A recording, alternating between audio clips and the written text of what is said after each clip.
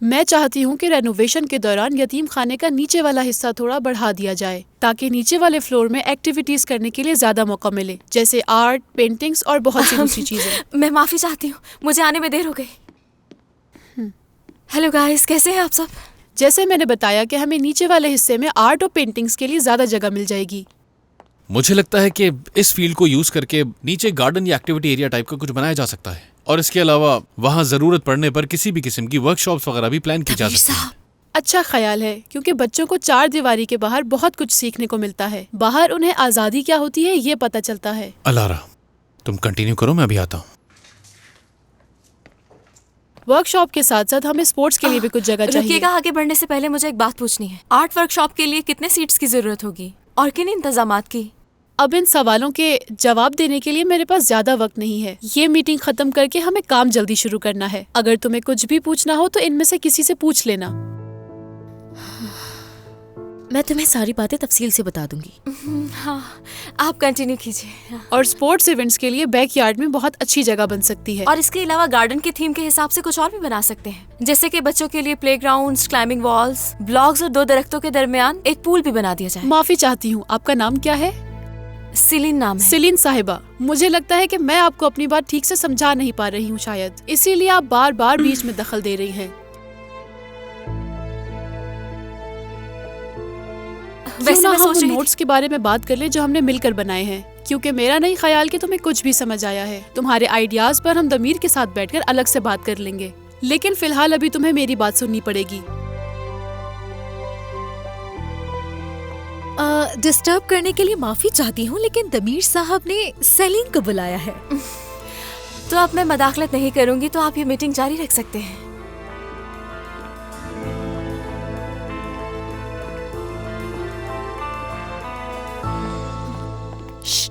सलीम क्या कह रही थी?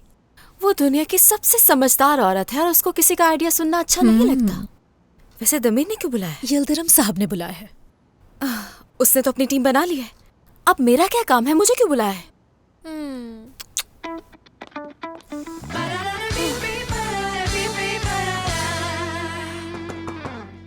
आ जाओ। तुमने मुझे बुलाया दमीर? यिल्दिरम साहब को पहली प्रेजेंटेशन के दौरान तुमने गार्डन्स के बारे में कुछ भी ब्रीफ नहीं किया था। हाँ, बस उन्होंने इतना कहा था कि उन्हें इंटीरियर में चेंजेस चाहिए। लेकिन अब उन्होंने इरादा बदल दिया है। वो ये चाहते हैं कि हम उनके नए आइडियाज पर काम करके उनको कल तक सबमिट भी कर दें। कहीं मजाक तो नहीं कर रहे हो तुम? अब हमें ऐसा काम करना है जो उनके इंटीरियर के साथ बिल्कुल फिट बैठे। हमें इस पूरे प्रोजेक्ट को एक कॉन्सेप्ट में बनाना होगा। तुमने जो भी रूम्स पे काम किया है वो दिखाओ मुझे। तुम्हें क्या लगता है ये कोई मजाक हो रहा है? हाल ही में जो हमारे साथ हुआ और उसके बाद अचानक से ये प्रोजेक्ट, मुझे नहीं लगता कि इतना जल्दी। डेजर्ट, सी साइड और फॉरेस्ट के बारे में तुमने ही यिल्दिरम साहब को ये मशवरा दिया था। इसी प्लान के साथ हम आगे बढ़ेंगे। हम गार्डन में पूल के अतराफ इसी किस्म का जंगल बनाएंगे। समझ गई तुम? स्टेज और सिटिंग एरिया कैंसिल कर रहे हैं। पूरा एरिया जंगल जैसा चाहिए। इसे बिल्कुल ऐसा समझो कि पूरे शहर के बीचों बीच बस एक जंगल है। यहां पूल वाली छत के नीचे इनका रेस्टोरेंट है, जिसे हम पूरी तरह से रेनोवेट करके चेंज कर देंगे।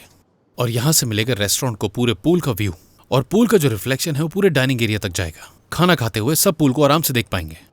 और हाँ, साथ ही साथ पूल की लाइट्स के लिए मेरे पास जबरदस्त आइडिया है। ये लो। ये क्या है? निजात ग्रीन हाउस? मर्फ से कहो कि इस होटल का प्लान लेके इस पते पे जाए और वहां निजात से बात करें और उससे पता करवाओ कि हमें कौन कौन से दरख्तों की जरूरत पड़ सकती है। तमाम अखराजात पता लगाओ और कितना जल्दी ये काम हो सकता है ये भी।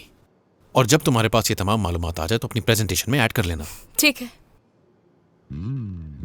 अब तुम जा सकती हो सलीन। ठीक है। वो तुम आज जल्दी ऑफिस आ गए थे, कोई अच्छा होगा कि अपने काम से काम रखो और मुझसे फजूल सवाल मत किया करो। और हाँ, आइंदा कभी लेट मत आना। हाँ ठीक है, अगर आइंदा घर की लाइट जाए तो तुम मुझसे ठीक करवाना। ठीक है ना दमीर साहब?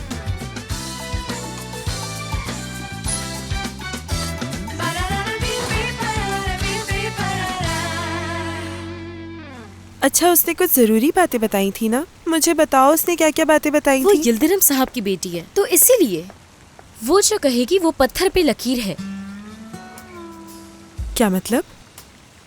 वो कह रही थी कि हम छोटे लोग ये बात नहीं समझ सकते। सिर्फ बड़े ही लोग इस तरह के प्रोजेक्ट्स करते हैं, हमें वो ज्यादा अहमियत नहीं देती।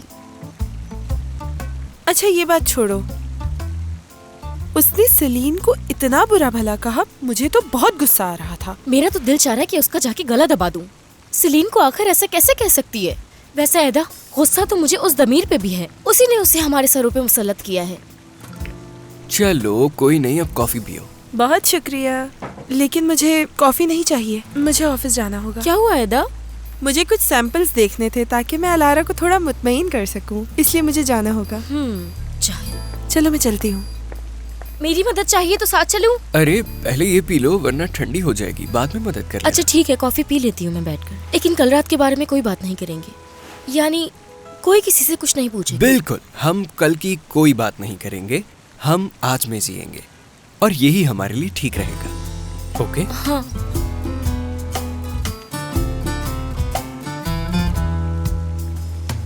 इसके लिए मना मत करना। बोरो, अभी तो दिन शुरू हुआ है और हम काम के दौरान कैसे जा सकते हैं? बंक मार के चलेंगे ना।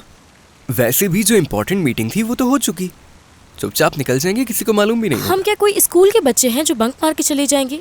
अच्छा, एक डील करते हैं, आज हम मेरे हिसाब से चलेंगे, कल तुम्हारे हिसाब से चलेंगे, जैसे तुम कहोगे।